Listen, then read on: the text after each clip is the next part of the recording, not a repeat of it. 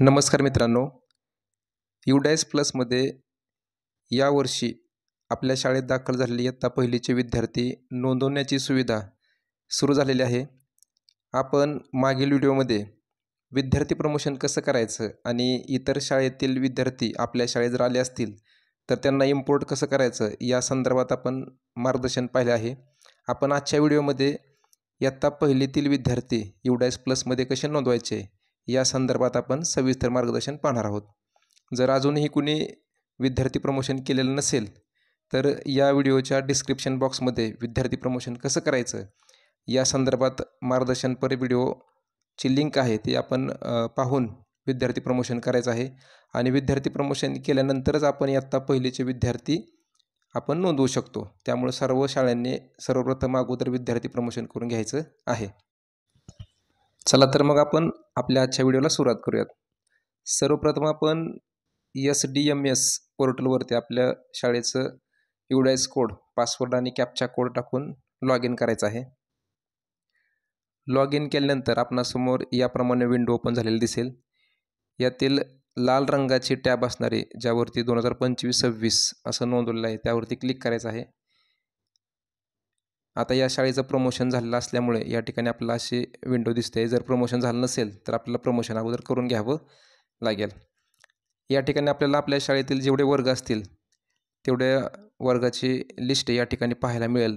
आता आपण आता पहिलीमध्ये विद्यार्थी नोंदवायचे आहेत तर आपण पहिलीच्या तिथं आपण क्लिक करायचं आहे आणि उजव्या बाजूला आपल्याला ॲड स्टुडंट म्हणून एक टॅब दिसते, त्या टॅबवर क्लिक करायचं आहे.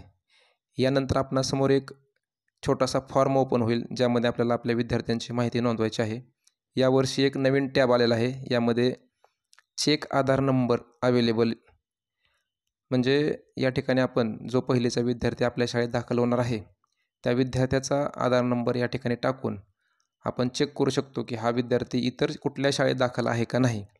जर असेल तर आपल्याला या ठिकाणी त्याचं नोंदवता येणार नाही आणि जर नसेल तर आपल्याला इथे दाखवेल की the Aadhaar number is not mapped other school, म्हणजे आपल्याला इथं अवेलेबल आहेत विद्यार्थी, आपण इथं नोंदवू शकतो. या ठिकाणी आपल्याला त्याची जनरल प्रोफाईल तयार करायची आहे. सुरुवातीला या सूचना आहेत.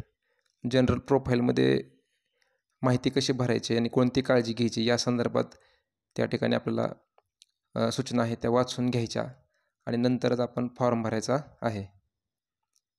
कारण एकदा अपार ID जर काढला तर नंतर विद्यार्थ्याच्या कोणत्याही माहितीमध्ये आपल्याला दुरुस्ती करता येत नाही. त्यामुळं आपण माहिती नोंदवत असताना अतिशय काळजीपूर्वक माहिती नोंदवायची आहे. या ठिकाणी या सर्व सूचना आपण काळजीपूर्वक वाचायच्या आहेत. प्रत्येक पॉईंटनुसार या ठिकाणी आपल्याला वेगवेगळ्या सूचना पाहायला मिळतील. त्या सर्व सूचना आपण काळजीपूर्वक पाहून घ्यायच्यात.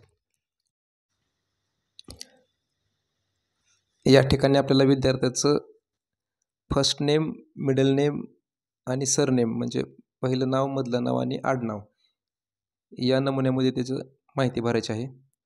नाव पूर्ण टाईप झाल्यानंतर जर स्पेस पडला तर आपल्याला लाल रंगाचं त्या ठिकाणी आपल्याला सूचना येईल. तर आपण शेवटचा स्पेस कट केल्यानंतर आपल्याला हिरवी टिक येते.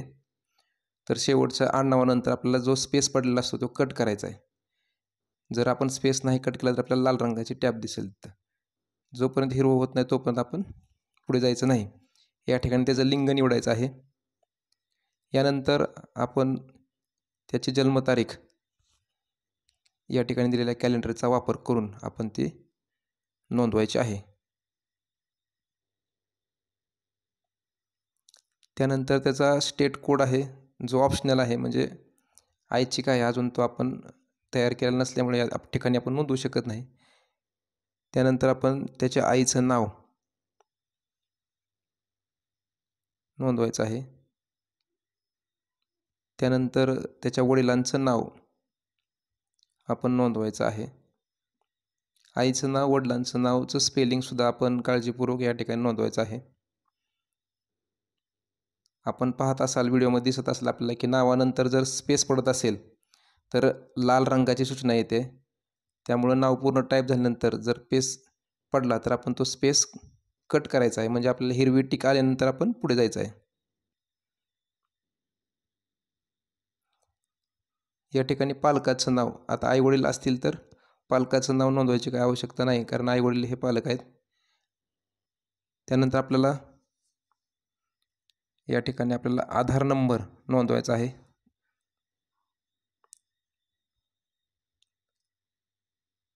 त्यानंतर जे नाव आधारवर आहे त्याप्रमाणे नाव आपल्याला या ठिकाणी नोंदवायचं आहे. आपण या ठिकाणची जी माहिती आहे ती अतिशय काळजीपूर्वक नोंदवायची आहे, कारण एकदा जर आपण अपार आय डी जनरेट केला तर कोणत्याही प्रकारे आपल्याला माहिती दुरुस्त करता येत नाही. त्यामुळं माहिती अतिशय काळजीपूर्वक चेक करून भरायची आहे. जर एखाद्या विद्यार्थ्याचं आधारवरचं नाव दुरुस्त करत असेल तर ते सुद्धा तुम्ही करून घेऊ शकता आधार सेवा केंद्रावरती विद्यार्थ्याला पाठवून, आणि त्यानंतर मग आपण अपार आय डी जनरेट करायचं आहे.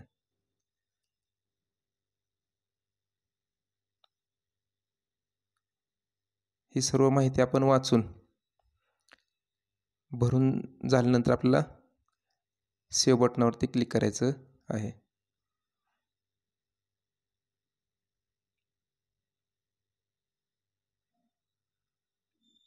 मोबाईल नंबर पालकांचा या ठिकाणी आपल्याला नोंदवायचा आहे. आणि शेवटचा जो पॉईंट आहे तो म्हणजे विद्यार्थी विशेष गरजा असलेला आहे का, म्हणजे दिव्यांग विद्यार्थी असेल तर यस, नसेल तर नो करायचं आहे.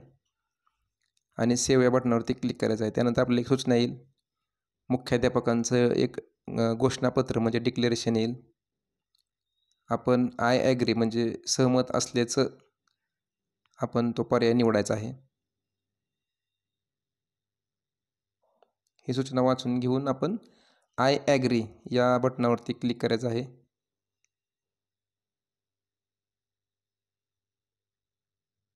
यानंतर आपल्याला एक छोटीशी विंडो येईल, ज्यामध्ये आपल्याला आपण नोंदवलेली विद्यार्थ्याची माहिती पुन्हा एकदा पडताळणी करण्यासाठी आपल्यासमोर येईल.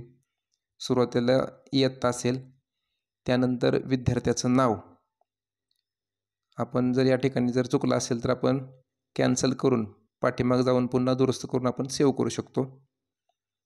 नंतर वडिलांचं नाव, आईचं नाव